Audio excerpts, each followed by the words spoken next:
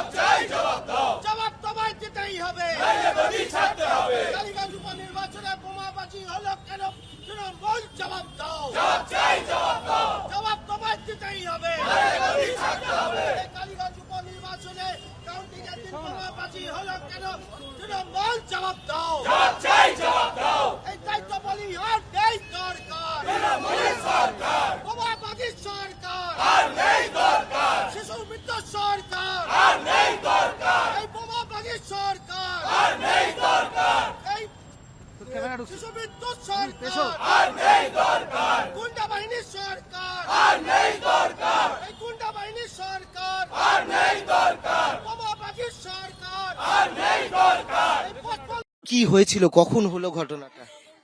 কখনো এই দুপুর বেলাতে আমি গা ধুইতে যাচ্ছিলাম, আমি গা এই পর্যন্ত এসেছি, ওই মানুষগুলা দাঁড়িয়ে আছে ওই পর্যন্ত এসেছে, ওই পর্যন্ত আমার হাত ধরে আছে আমার ছেলে, ওইখানে ধুম করে ওইখানে সব এসেছে। আমি মনে করছি এমনি মানুষ আসে মারামারি হয়েছে কি হয়েছে আমি ওসব কিছু জানি না, পটকা ফাড়ছি বলে আমার ছেলে ভয় আজ খেলাও খেলতে যায় না, এমনি খেলতে যায় না, আমার একটাই মেয়ে।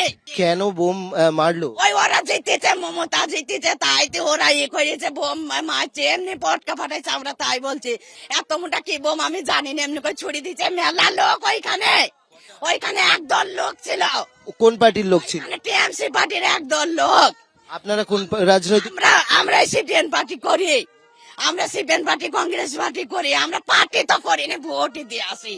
মেয়ে কি আপনার সঙ্গে ছিল তখন? আমার সঙ্গে সারা দিন সব সময় 24 ঘটনার সময় কোথায় ছিল মেয়ে? আমার হাত ধরে আছে এইখানে, গা ধুইতে যাচ্ছে আমরা। আর বোমটা এসে আপনার সামনে? ওইখানে আমার সামনে পড়ে না, আমার পিছনে, আমার এইখানে এমনি করে মেয়ে হাত ধরে আছে, আমি এমনি দিয়ে যাচ্ছি। পুলিশ যে বলছে যে কোনো রাজনৈতিক নয়, আগে হয়তো কোনো গন্ডগোল ছিল। গন্ডগোল না, রাজনৈতিক শয়তানি করে মেরেছে।